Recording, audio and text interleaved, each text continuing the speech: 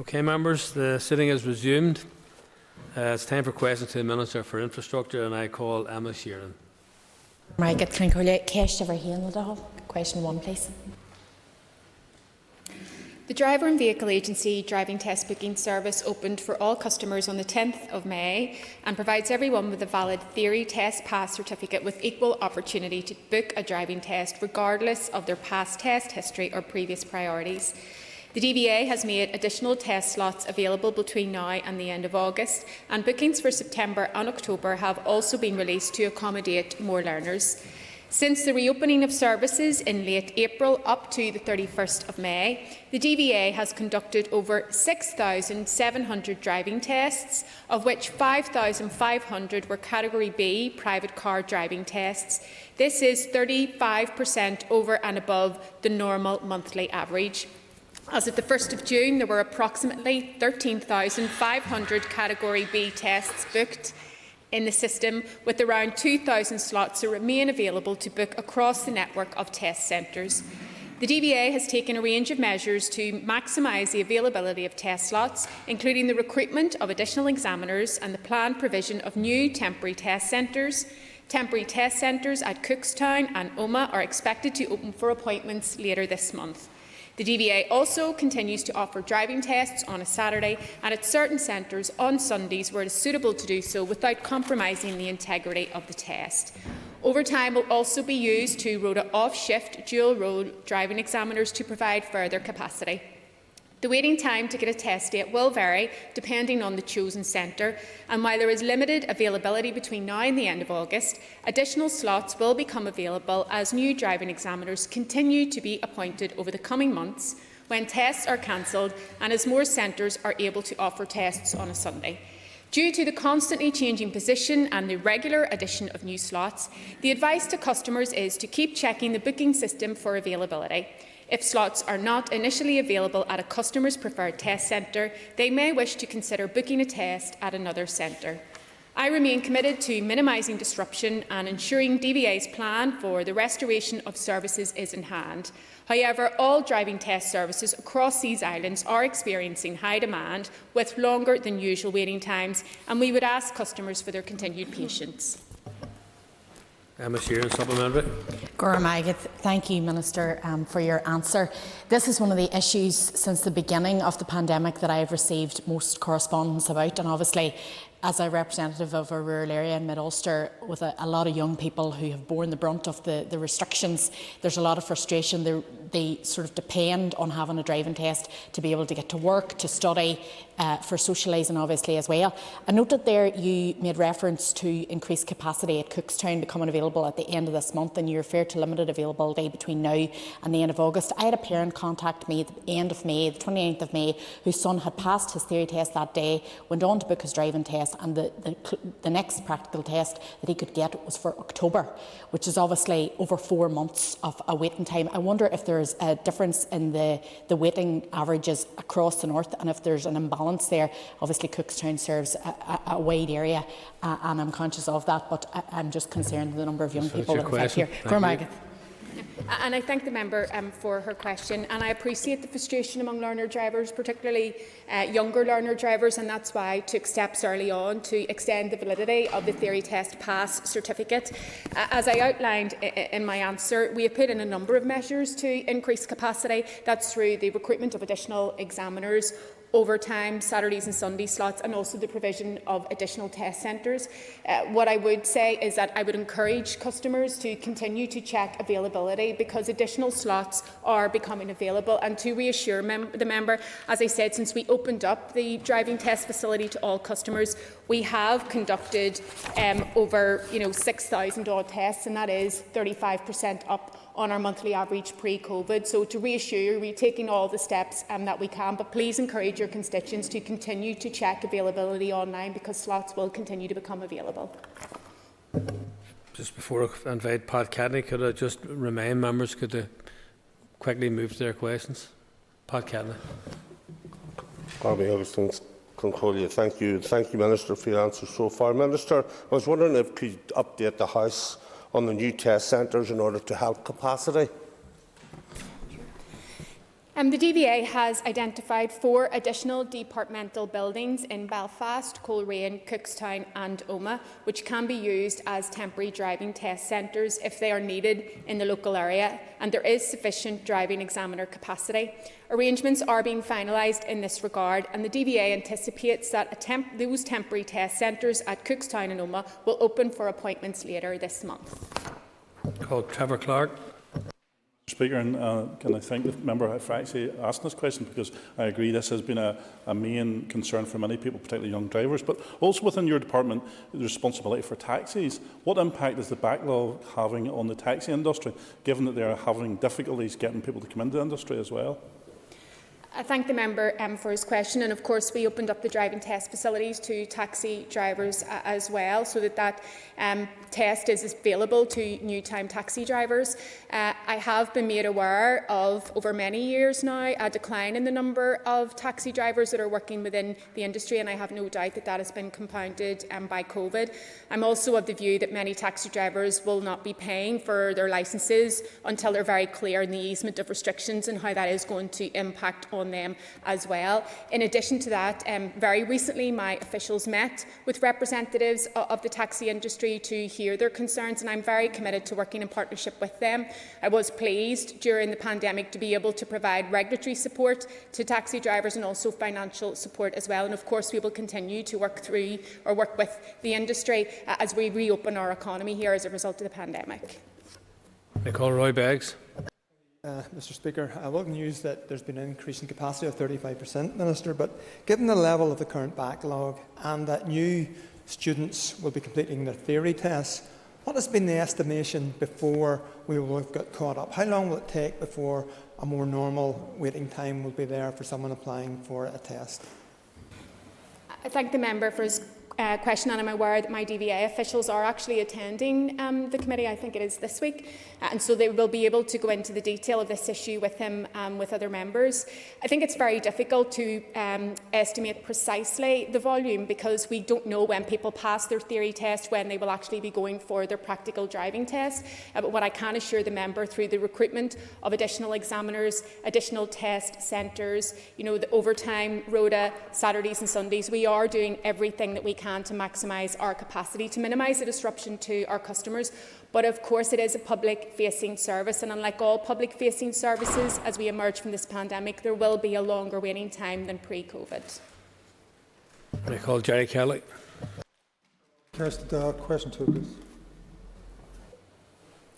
I recognise that there are many unadopted alleyways in North Belfast and indeed across other areas. However, given the ongoing budget constraints facing my department, the main focus is on inspecting and maintaining the public road network that is currently adopted. I fully appreciate that antisocial behaviour occurs in some privately owned alleyways, which causes significant problems for the residents and businesses that live and work next to them. Although my department has no plans, given the resource constraints, to assume maintenance responsibilities for alleyways that do not contribute to the transport network, I have offered capital funding to councils to support local communities in taking greater ownership of their alleyways through a Greening of Alleyways programme. This funding, which is the first of its kind to come forward from my department, can be used for both unadopted and adopted alleyways. Supplementary, Jerry Kelly. Thank the Minister for her answer up tonight. And while I understand there's always difficulties around budgets, she will be very aware of in North Belfast a number of these, and she's pointed out herself in her answer, a number of these problems. You don't get access for residents. And the problem is, I'm concerned that there isn't even a list of what these unadopted alleyways are. And I don't think that would be a huge budgetary problem to deal with. And once we were flying blind, once we get that, so I'm asking the Minister, will she bring some sort of list forward? And then I understand there's always problems with budget. How we deal with this problem, because she will know in North Belfast that this is a huge problem. I thank the member for his question, and I am aware that this is an issue in North Belfast. I very recently, actually, in my capacity, had a walk around with the Waterworks residents as well, and this was a particular issue that we discussed. So I'm very mindful of the impact in North Belfast, but right across the north. I suppose the difficulty to date, and this is a difficulty that hasn't been resolved by any of my predecessors, is the fact that the department doesn't currently have responsibility for unadopted alleyways, so therefore it doesn't have officers recording this information. But what I'm very keen to do is try to provide some solution in the here and now, which is why we have created the Greening Alleyways programme. And I would encourage MLAs to ask their residents and their communities who are keen to have the Greening of Alleyways programme to contact their local councils, so that we may be able to try to work together in partnership to transform these places. I call Matthew O'Toole. Thank you, Mr Speaker. And just on that subject, Minister, I welcome the fact that the Greening Alleyways scheme has been set up by the Department. She said that local constituents should contact their local authorities in order to make that happen. Is she confident that all local authorities are aware of this scheme and are actively promoting it to residents? Because I know there are lots of constituents of mine in South Belfast who would be keen to lobby Belfast City Council in order to support this scheme. Yeah, I thank the member for his question. I actually became aware of the Green and Alleyway programme, or pilot project actually, in North Belfast through the work of the Ardoyne Association, and they transformed a number of entries in Ardoyne, concrete, horrible spaces where people didn't feel safe, into just green oasis. So I became really inspired by that. And then when I took up the post as Minister, I had the pleasure of meeting residents up in Rossmore in the South Belfast area, and again seeing what communities did when they came together to transform their alleyways. And that's why I was very keen as Minister for Infrastructure to try to support their efforts, because they actually deliver multiple benefits. They transform a space, they green a space, which in many of our inner city neighbourhoods in particular we don't have. They also improve community safety. I'm mindful that the one in South Belfast was actually in response to burglaries in the area, and they also tackle social isolation. They brought communities together and built social cohesion. So as I've said, I have set up the fund. My officials are working with a number of councils to help them shape their proposals, and I expect to receive applications for funding in the near future. And I would encourage communities who want to be involved in this type of project to contact their councils in the first instance, so that we can work together to deliver this. Call Paula Bradshaw. On Friday morning, I was doing a walk around in the Holy Lands with some residents, and they were reporting that in the weekend before they'd found a young couple, and they were injecting each other into the toes with heroin. Very, very harrowing. So we're here talking about unadopted alleyways. There are a lot of alleyways where this very serious antisocial behaviour is taking place, and one of the solutions is designing that out and with the incorporation of the alley gates. And I know councils have a restricted budget around this, but I'm just wondering, is your department putting in any money to support the rollout of alley gates? Thank you. I thank the member for her question. As she rightly points out, alley gating schemes come through the councils. I think there's a role for the PCSPs and perhaps the Department of Justice as well, and I'm keen to come in to see where the Green and Alleyways programme can assist with that. In respect of the issues in the Holy Lands, and there are a number of issues affecting residents and people who live in the Holy Lands, the Minister for Communities has actually set up a executive subgroup to deal with some of the issues in the Holy Lands, and I'm pleased to say that I'm part of that, and we're actually due to meet very shortly. Well, Trevor Clark. Thank you very much, Mr Speaker. And following on from the last question in relation to alley gates, and I want to support that. Minister, whilst you're referring to the Council's responsibility, has your department not responsibility given that you have adopted? Whilst this may be a bit unadopted, many of the areas that we're talking about is actually adopted areas that needs the alley gates, so there is a responsibility within your department. So what's your department specifically doing about those areas with antisocial behaviour?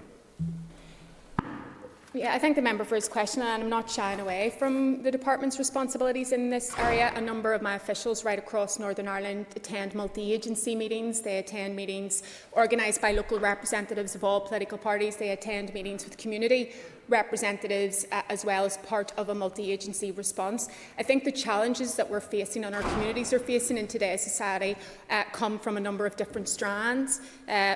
Ms Bradley talked about drug taking, for example, which is, yes, a PSNI issue. There's also issues around dumping, which would be the council, and then there's issues that fall to my department as well. So I think that we best address these problems when we work together, and certainly I'm keen that my officials play their part in doing that.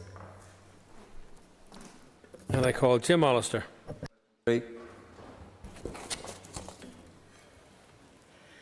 I continue to engage with the Union Connectivity Review, which is aimed at improving transport links across these islands. I understand that Sir Peter Hendy, the chair of the review, plans to publish the final recommendations of the review before the end of the summer, and I look forward to further engagement before this occurs.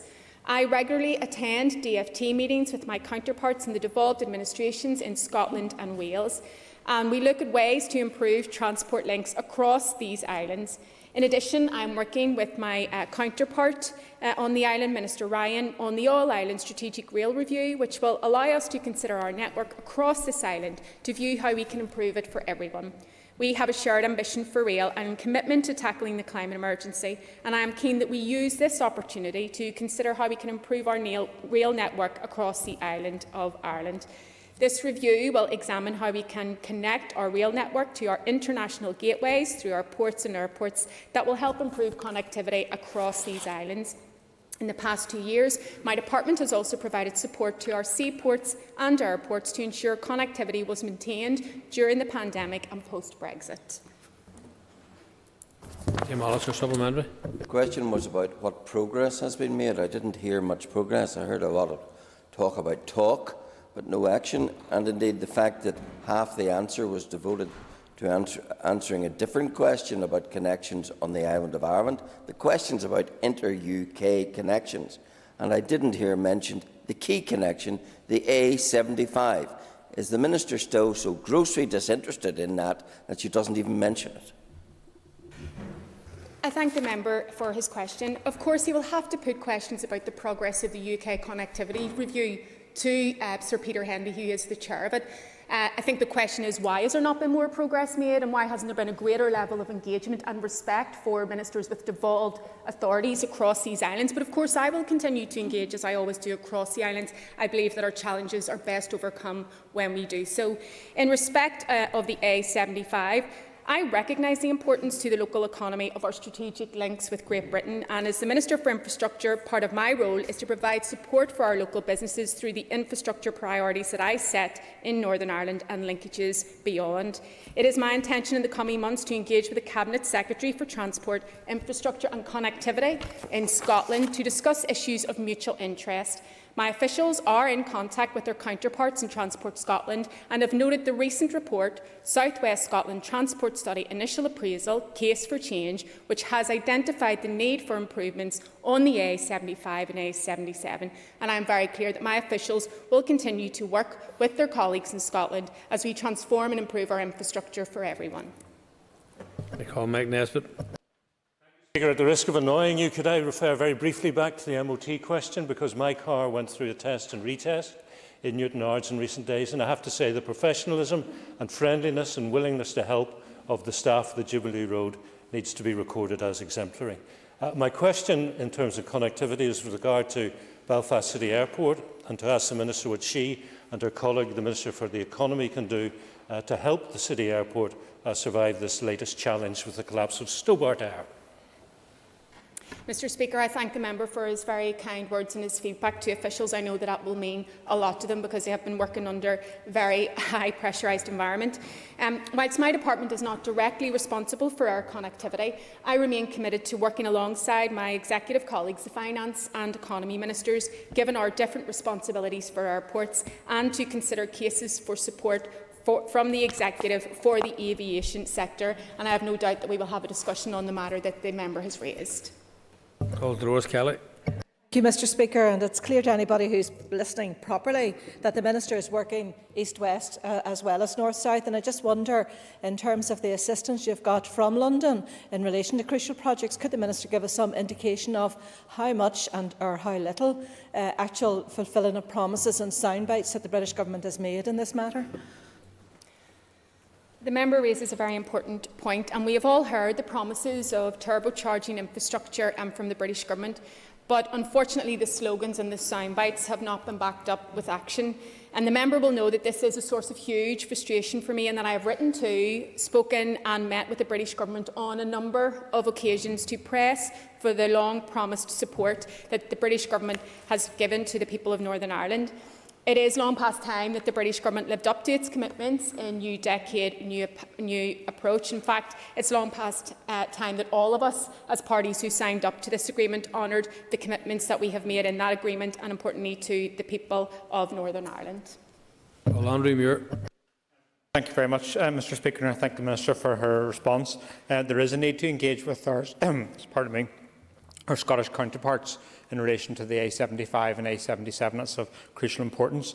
In relation to the issue at hand here, there have been a lot of statements that came from the UK Government, often on a Sunday, and when there's obviously a political crisis they want to distract from, about commitments to UK Northern Ireland transport. Has one single penny been committed to the Minister in terms of delivering that infrastructure that is required from the UK Government? One single penny committed? I thank the member for his question. There has been funding provided for part purchase of the low and zero emission buses, which was part of the New Decade New Approach. But as the member will know, there are a number of critical infrastructure projects that are at the heart of New Decade New Approach, and there has been no funding provided for any of these projects, despite multiple representations from myself as a Minister for Infrastructure, and also despite the multiple promises that continue to be made and that continue to be failed to be honoured. Nicola Kimmins. The Minister for her answers thus far. Kesha Akahar, question 4, please.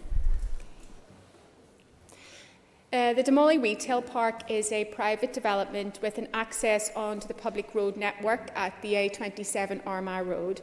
The Department therefore has no remit in relation to the existing traffic management arrangements for vehicles either within or exiting the Damolly Retail Park onto the Armagh Road.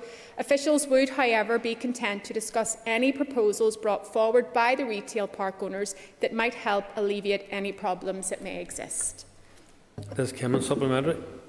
I'm going to thank the Minister for her answer, and I am aware that it is a private development and have had engagements with both DFI officials and the developer or the private owner on this. There is a willingness to deliver that. I suppose the question I'm asking, Minister, is that the Armagh Road itself is particularly busy, and I would be asking the Department to consider any additional remedial measures they could put in place to alleviate this in the meantime, because we do need something done urgently, and I am conscious of the fact that planning permission would need to be obtained for the developer to do that.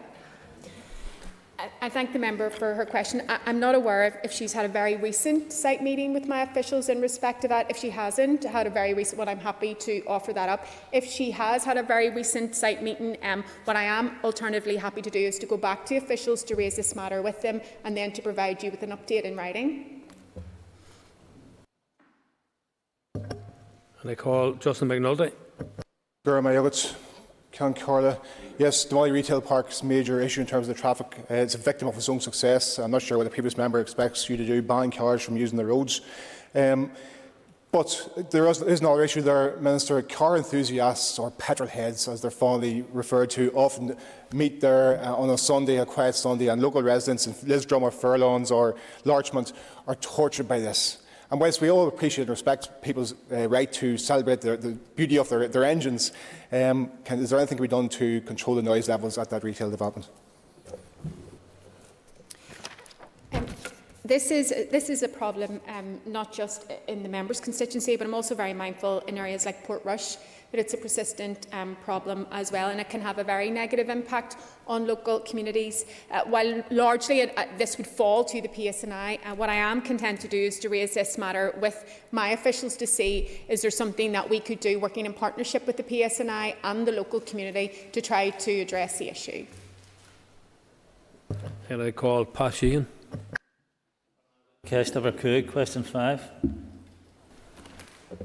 Since my announcement in October recommending planning approval for the redevelopment of Casement Park, my officials continue to make considerable progress towards issuing the final planning decision. Departmental officials have been working at pace to progress the required planning agreement, which must be in place before the final planning decision can issue. Anyone who cares about this important project will want it to be processed properly, and that is exactly what my department is doing, and at pace. The Departmental Solicitor's Office and the GIA's legal team remain in regular contact in respect of the details of the planning agreement, and both parties are keen to reach agreement as soon as possible. I look forward to the final planning decision issuing for this project, as I am the view that the project will give a real boost to sport across our island, the local economy, and finally give the GAA its home in Ulster. Pat Sheehan, supplementary. The Minister be aware of the importance of the Casement Park development and how long it has taken to get to this stage. And while I acknowledge and fully support the need for a rigorous planning process, I mean, this application, we're still waiting on this application despite it being given the go-ahead next year. So can the Minister give a commitment that she will ensure this is dealt with as soon as possible so that there's much needed investment delivered into the heart of West Belfast and that the GAA community get the ground they've been waiting on for many, many years now? I thank the member for his question, and he's right. The GAA has waited far, far, far too long in having its home in Ulster, and so I remain committed to ensuring that my officials progress this application properly and at pace.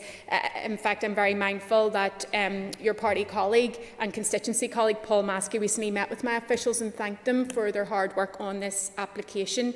The application is currently with Belfast City Council for a period of consultation. I'm sure Belfast City Council will return that to us in the quickest possible time frame, and of course my officials then will continue to progress it as quickly as possible, and of course in line with all of the statutory requirements. Justin McNulty.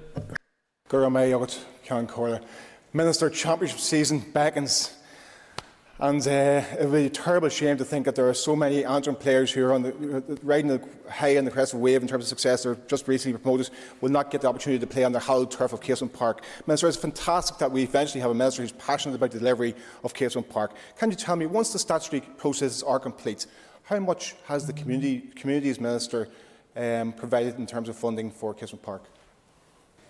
I thank the member for his question, and I know this is an issue that is close to his heart. And of course, planning remains a matter for my department. And the question, though, of the funding, that is a matter for the department for communities. And so the member may wish to raise that with the Communities Minister. And I call John O'Dowd. Can I call you Case over question number 6? With your permission, Mr Speaker, I will answer questions 6 and 7 together. I recognise that there has been historical underinvestment in the maintenance of our road network for a significant number of years, and that many rural roads are in need of repairs. In response, I allocated £12 million of my 2020-21 capital budget to a roads recovery fund, of which £10 million was specifically directed towards rural roads. Following the success of last year's fund, I am setting up an enhanced fund in 2021-22, and therefore I have allocated £17 million of my capital budget to a roads recovery fund, of which £15 million is specifically directed towards rural roads. Rural roads will therefore benefit from a 50% increase in funding in this initiative, reflecting my commitment to continue this important work to improve connectivity and to benefit rural communities. John O'Dowd, supplementary. Thank you, Minister, for his answer. And rural dwellers will welcome any additional funding for rural roads, given the state that some of them are in. Given our statement this morning, will our investment be impacted by our statement this morning, and will rural dwellers have to wait longer now for their rural roads to be repaired? I thank the member for his question, and it's a very important question, and members will be aware of the important statement that I made to the House this morning. I'm advised that the legal challenges that are not expected to impact on my Enhanced Road Recovery Fund for £17 million this financial year, or the £15 million of that fund that's going to be targeted specifically at our rural roads. I call Jonathan Buckley. And undoubtedly this is an issue in which all members that represent some form of rural constituency will face. The condition of many of our rural roads is substandard at best, and the additional funding is welcomed and indeed needed. Could the Minister outline timescales of delivery? Quite often when we do see schemes like this where additional money is coming forward for rural roads, it's right at the end of a financial year and we face all of those pressures, whereas we could perhaps put that into a more sequenced type rollout to ensure that we get as best a cover as possible, and how will they be prioritised? I thank the member for his question. So I was very keen that we give as much certainty as possible. So that's why I've increased the rural roads budget by 50% at the start of the financial year. In terms of the prioritisation of works, we submit reports to every council which details all of the roads that will be subject to improvement, and that is then put into the public domain. So I would encourage the member to have a look, and that will then list all of the roads that will be addressed. And that ends the period for list of questions, members, and we now move on to 15 minutes of topical questions. I call Rachel Woods. Thank you, Mr. Speaker. The Minister will be aware of many large infrastructure projects currently underway or intending to be within the planning system. So can I ask the Minister how her department currently ensures that these projects are climate-proofed, and do they?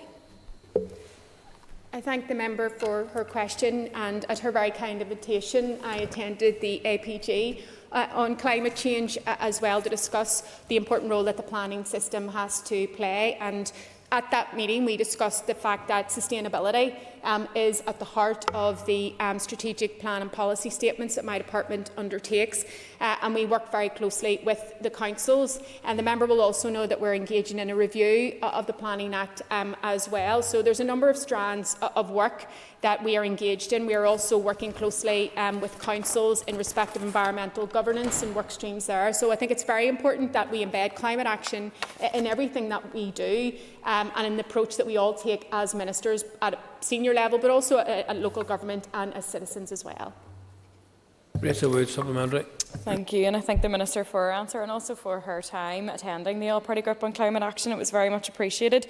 It does seem, though, that we are a bit behind with not adequately climate-proofing the now, let alone the future, to meet our climate needs without sort of redoing how we're doing planning. So can I ask the Minister what she is doing to improve the statutory duties in place that will ensure large infrastructure projects are properly climate-proofed, to prevent a scenario where we're locking ourselves in to future emissions that could have been avoided? Yeah, the member again raises a very important point, and as the Minister for Infrastructure I've been very clear that climate action is a priority for me. That was one of the reasons why I took the short, sharp external review into the York Street Interchange project, for example, to ensure that we were future-proofing that, and we were very conscious of the climate crisis. It's also one of the reasons why I believe that we need to have an independent infrastructure commission here in Northern Ireland to ensure that we bring in the experts, that we have that open engagement with the public, and that we build infrastructure that is inclusive, that it is sustainable, and that we have a long-term vision that aligns with the ambitions that we should have as a society around tackling the climate emergency. So trying to come at this from a number of fronts, and have been doing extensive engagement with executive colleagues on the need for an independent infrastructure commission, and I really hope that we can get to a point where we have the consensus to move this vitally important piece of work on. I call Paula Bradley. Thank you, Mr. Speaker. Minister, could I ask if you could possibly give us an update on the success of the 20-mile-per-hour zones around our schools? Yes, so in the past financial year, I committed to providing 20 miles per hour zones outside 103 schools. A number of those are functional. The rest will be fully operational later on this year.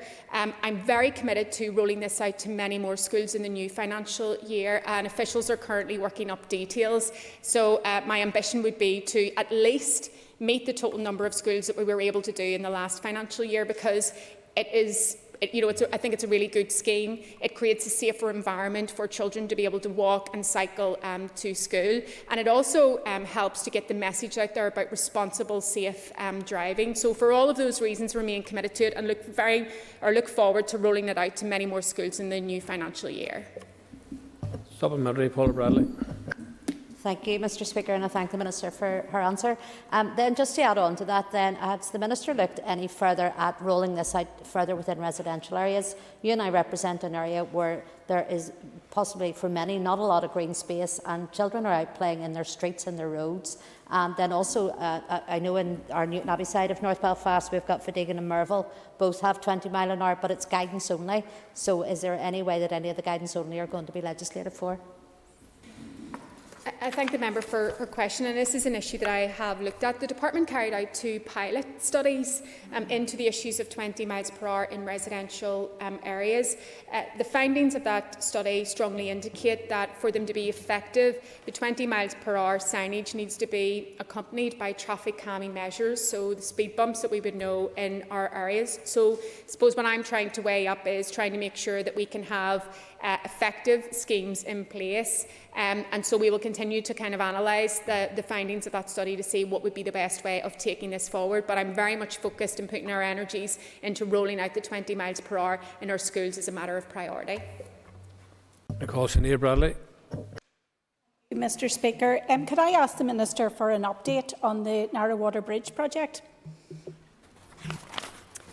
The member has been a tireless campaigner for this project, and I know that the Narrow Bridge is one that she's very passionate about. I am pleased to update the member that alongside my engagement with local stakeholders, I've also met with local councils, and I am continuing to work with the Irish Government.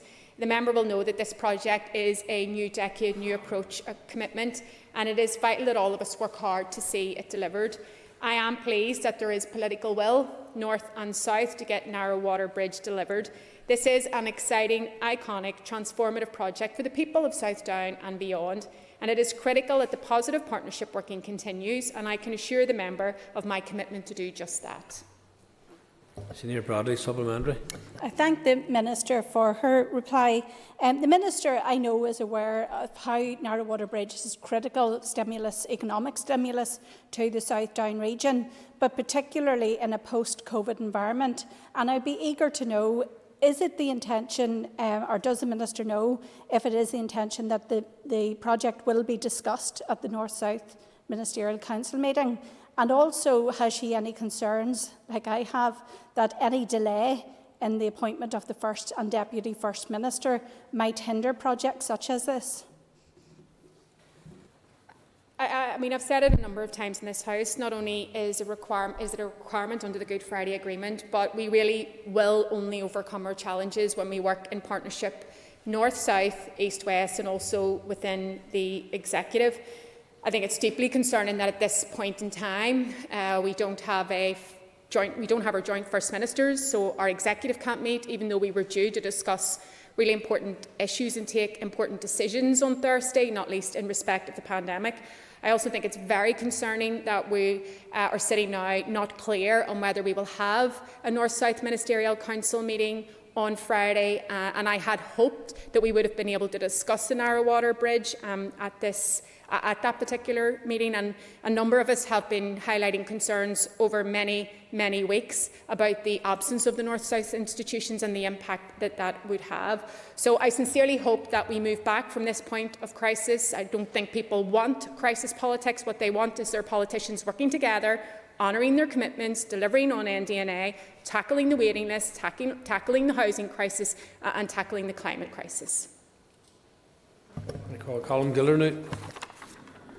And it's been touched upon already, Minister, and thank you for your answers, but can you update us in relation to the work you're doing on planning policy and how it relates to the impact on countryside? Thank the member for his question. So we're taking a number of steps in respect of the planning system at present. We're doing a lot of work with the local councils around environmental governance. We have a cross-departmental planning forum, which is very much focused on improving consultee response times. We have a new planning portal as well, and we're also looking at planning policy. Members will know that I've announced a review of renewable energy planning policy, and officials are also giving consideration to PPS 21, which has a particular impact in the countryside, so that piece of work is ongoing as well. On top of all of that, I'm very committed to doing what I can to tackle regional imbalance, and so within that I have to pay, and I will be paying particular attention to our rural communities, as demonstrated by the increase in funding for the Rural and Roads Fund in particular. Colm Gildernew, supplementary. Leishanera, and thank you for that. And I welcome your reference to PPS 21. It is obviously particularly crucial.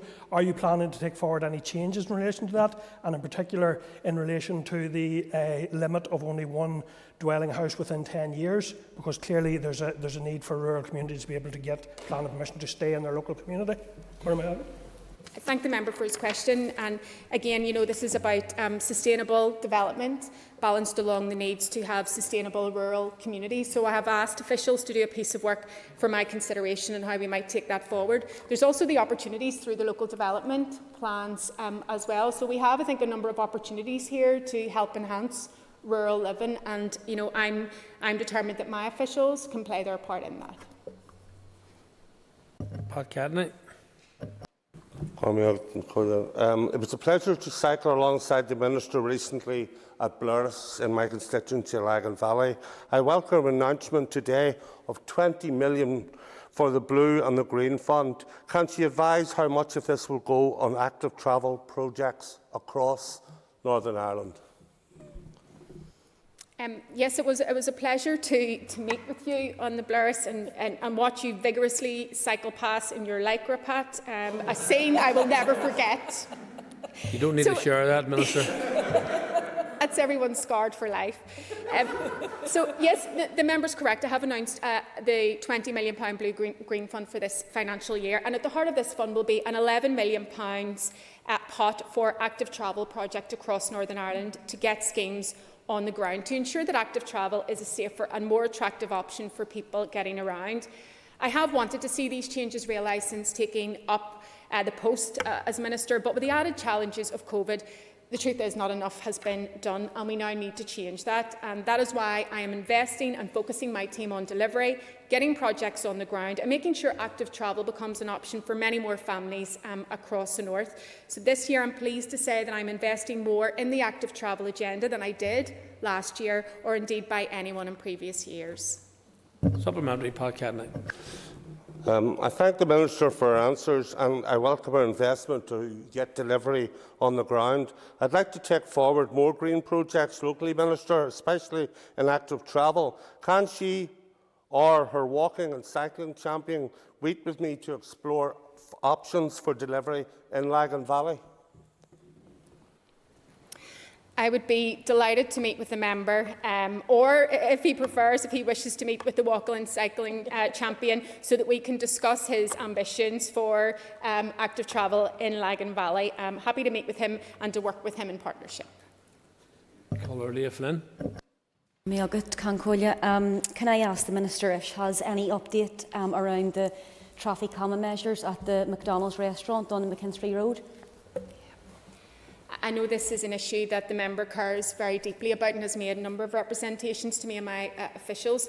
The Department has commissioned its partner consultants to carry out a feasibility study to consider potential improvements to pedestrian facilities at the McKinstry Road roundabout following the opening of the McDonald's restaurant and drive-through. The feasibility study is taking a two-stage approach. The first stage is a high-level overview of possible improvements, with the second stage focusing in more detail on preferred options. While a draft Stage 1 report has been received by officials, the consultants are still working on more detailed options as part of Phase 2. At present, it is expected that the consultants will report back on progress at the end of this month, at which point the Department can consider the best way forward. Supplementary, or Leah Flynn. Gormail to the Minister for that answer. I suppose it's just to say there was another car accident on that road a number of days ago, so it's obviously still a major worry, and there's another hotspot in the area right beside a primary school that we're worried about, Our Lady Queen of Peace.